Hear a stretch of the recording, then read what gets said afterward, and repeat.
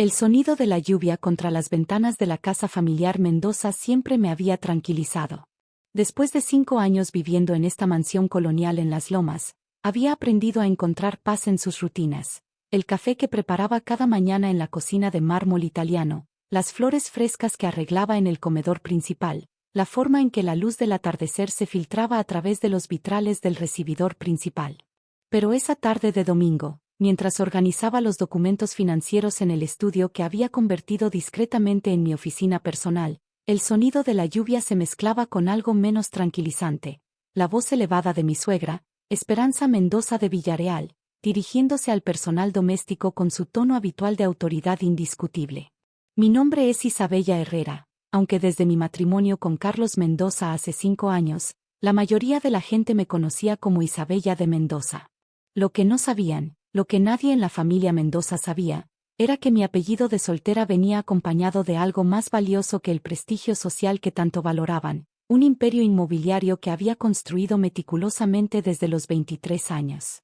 Mientras revisaba las escrituras de propiedad que guardaba en mi caja fuerte personal, recordé cómo había llegado a esta situación. Hacía 6 años, cuando Carlos y yo comenzamos a salir, él me había llevado a conocer la casa familiar con el orgullo de alguien que mostraba su tesoro más preciado. La mansión de 2 plantas en Las Lomas, con sus 8 recámaras, 6 baños, jardín de media hectárea y la piscina que había aparecido en 3 revistas de arquitectura. Lo que Carlos no sabía era que yo ya conocía perfectamente esa propiedad. De hecho, la había visitado 3 meses antes, no como su novia, sino como la compradora anónima que había adquirido la casa cuando la familia Mendoza enfrentaba una crisis financiera silenciosa que habían logrado ocultar exitosamente de su círculo social. La crisis había comenzado cuando el patriarca de la familia, don Fernando Mendoza, había hecho inversiones desastrosas en un proyecto inmobiliario en Cancún que resultó ser un fraude sofisticado. En cuestión de meses, la familia había perdido el 80% de su patrimonio. La casa, junto con otras propiedades, había sido puesta en venta discreta para cubrir deudas y evitar la bancarrota pública. Yo, operando a través de mi empresa Inversiones HIA, había comprado la propiedad por el 60% de su valor de mercado. Pero en lugar de desalojar a la familia, había estructurado un acuerdo de arrendamiento que les permitía seguir viviendo allí mientras pagaban una renta mensual que, aunque considerable, era manageable para sus ingresos reducidos. El arreglo era perfecto para todos. La familia Mendoza mantenía su estatus social y su hogar. Yo tenía una inversión sólida en una de las zonas más exclusivas de la ciudad. Y cuando Carlos y yo nos enamoramos genuinamente, la situación se volvió aún más conveniente.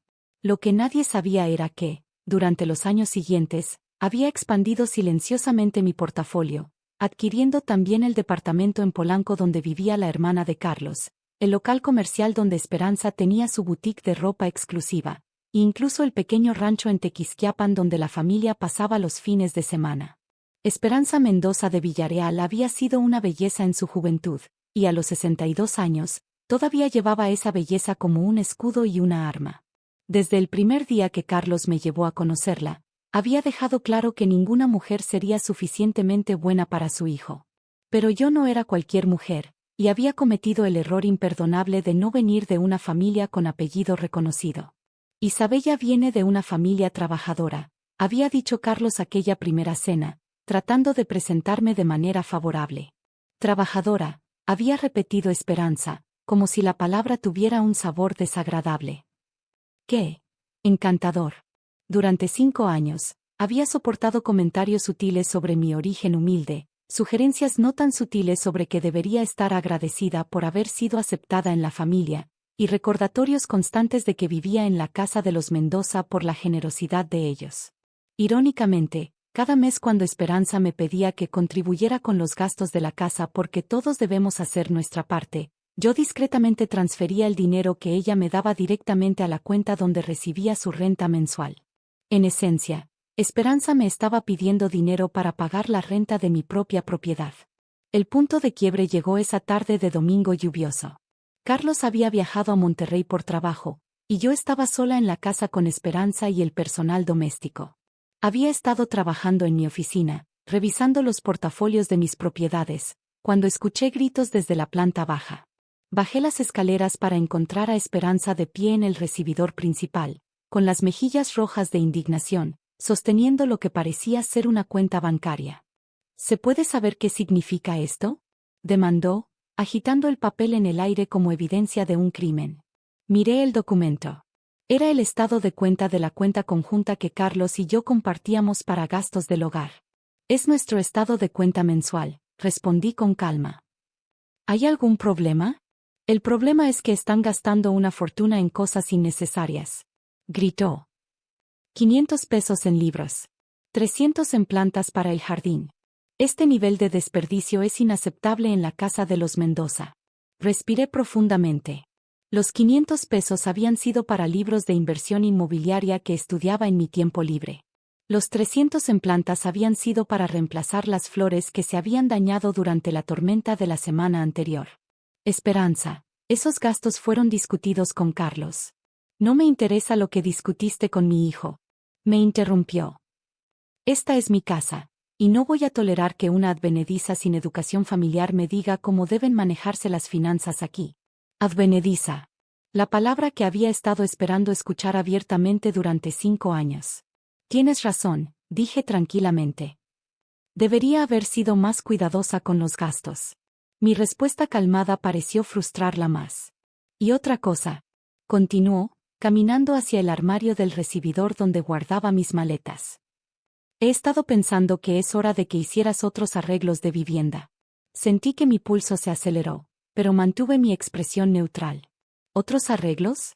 Carlos puede visitar donde sea que te mudes. Pero esta casa es para la familia Mendoza.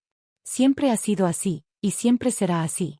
Comenzó a sacar mis maletas del armario, lanzándolas sobre el suelo de mármol con un ruido que resonó por toda la casa. Esperanza. Creo que deberíamos esperar a que Carlos regrese para discutir esto. No hay nada que discutir, gritó, su voz ahora completamente fuera de control. Nunca fuiste digna del apellido Mendoza. El personal doméstico había aparecido silenciosamente en los marcos de las puertas, observando el espectáculo con expresiones de incomodidad y pena. Esperanza estaba ahora arrojando mi ropa dentro de las maletas sin ningún cuidado, como si fuera basura que necesitaba ser removida urgentemente. Esta casa es para familia de verdad, no para advenedizas que buscan aprovecharse de lo que otros construyeron con décadas de trabajo. Esa fue la línea que cruzó el punto de no retorno. Durante 5 años, había aguantado humillaciones silenciosas porque amaba a Carlos y porque entendía que Esperanza estaba protegiendo lo que creía que era suyo.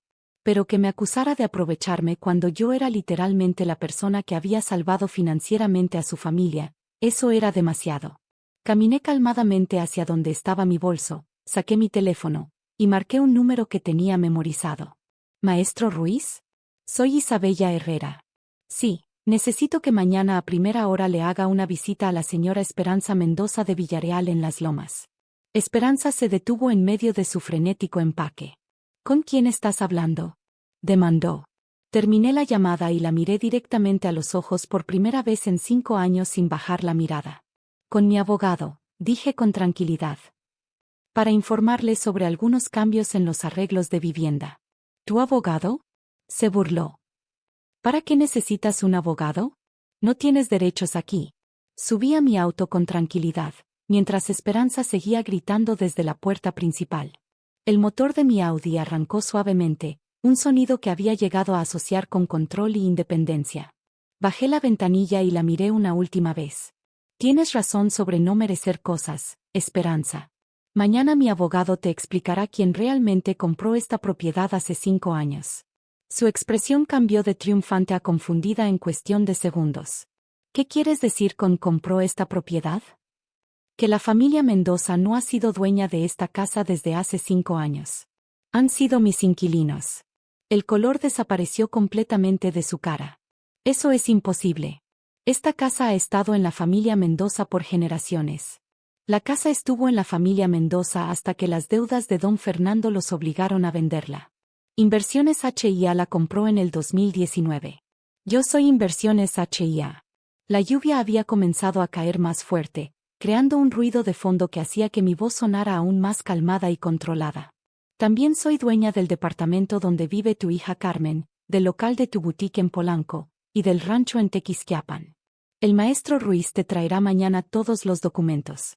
Esperanza se aferró al marco de la puerta principal, como si necesitara apoyo físico para procesar lo que estaba escuchando. Pero nosotros pagamos renta. Efectivamente. Muy puntualmente, debo agregar. 500,000 pesos mensuales por esta propiedad, 200,000 por el departamento de Carmen, 80,000 por el local comercial, y 150,000 por el rancho. Hice una pausa, permitiendo que los números se asentaran en su mente. En total, han estado pagándome 930,000 pesos mensuales durante los últimos 5 años. Ha sido una relación de negocios muy satisfactoria. ¿Quieres decir que tú? Que yo he sido su landlord durante todo este tiempo, sí. Y dado que ya no voy a vivir aquí, voy a necesitar revisar los términos del arrendamiento. Me alejé lentamente, dejándola parada bajo la lluvia en la puerta de la casa que había creído que era suya. A la mañana siguiente, el maestro Ruiz llegó puntualmente a las 9 de la mañana con una carpeta completa de documentos legales. Esperanza había pasado toda la noche haciendo llamadas frenéticas a abogados, contadores, y cualquiera que pudiera explicarle cómo era posible que hubiera estado viviendo en la casa de su nuera durante 5 años sin saberlo. Para el mediodía, Carlos había regresado de Monterrey en el primer vuelo disponible. Su llamada fue la primera que contesté. Isabella, mi madre dice que eres dueña de la casa. Eso es imposible, ¿verdad? Es completamente posible y completamente cierto, respondí desde mi nueva suite en el Four Seasons. ¿Tu madre no te explicó los detalles financieros de la familia cuando se casaron? Hubo un largo silencio. ¿Qué detalles financieros? Las pérdidas por el fraude de Cancún. La venta de propiedades para cubrir deudas. Los nuevos arreglos de vivienda que tuvieron que hacer. Otra pausa. Nadie me dijo nada sobre pérdidas o ventas. Carlos, tu familia perdió el 90% de su patrimonio hace 6 años. Yo compré sus propiedades para evitar que las perdieran en ejecución hipotecaria. Les permití seguir viviendo allí como inquilinos. ¿Y nunca me lo dijiste? Tu madre dejó muy claro desde el primer día que yo era una advenediza que se estaba aprovechando de la generosidad familiar. No me pareció apropiado corregir esa narrativa. Carlos llegó al hotel esa tarde, con ojeras y una expresión que nunca había visto antes. Se sentó frente a mí en el lobby, tratando de procesar 5 años de realidad que había estado completamente oculta para él. ¿Por qué nunca me dijiste la verdad? Preguntó finalmente. Porque te amaba y quería que fueras feliz. Tu felicidad dependía de creer que tu familia mantenía su estatus y su hogar. Yo podía proporcionarte eso sin que supieras el costo. ¿Y ahora?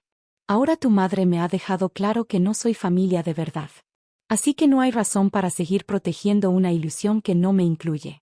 Carlos se pasó las manos por el cabello, un gesto que hacía cuando estaba abrumado. ¿Qué va a pasar con la casa? ¿Con mi familia? Eso depende de ustedes.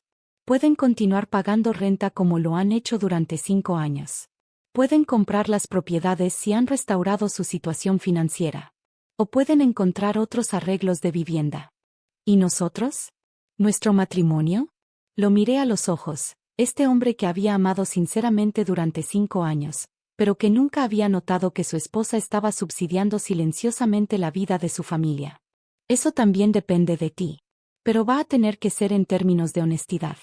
Ya no voy a fingir ser la advenediza agradecida. 3 meses después, Carlos y yo estábamos viviendo en un departamento que compramos juntos en Santa Fe, con escrituras que llevaban ambos nombres. Esperanza había decidido mudarse a un condominio más pequeño en Roma Norte, un cambio que describía como simplificar su estilo de vida, pero que en realidad reflejaba su nueva comprensión de la realidad financiera familiar. Carmen, la hermana de Carlos, había optado por comprar su departamento de Polanco, utilizando ahorros que había estado acumulando secretamente para independizarse de la familia.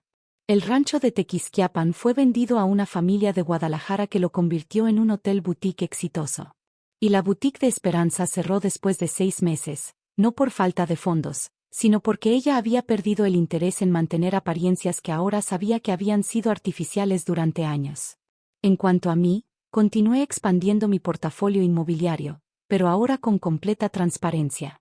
Carlos se convirtió en mi socio de negocios además de mi esposo, aportando su conocimiento en desarrollo urbano a nuestras inversiones conjuntas. La última vez que vi a Esperanza fue en la boda de Carmen el año pasado. Se acercó a mí durante el cóctel, con una expresión que no había visto antes: respeto. Isabella, dijo, quería agradecerte. ¿Agradecerme? Por enseñarme la diferencia entre tener clase y fingir tenerla.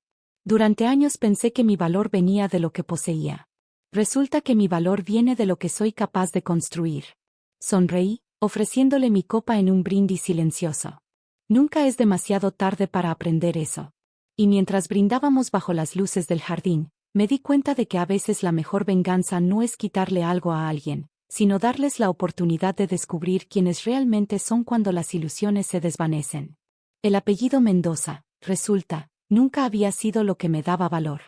El valor había estado en mi nombre de soltera todo el tiempo: Isabella Herrera, la mujer que construyó un imperio inmobiliario mientras fingía ser solo una esposa agradecida. Ahora, ya no finjo nada.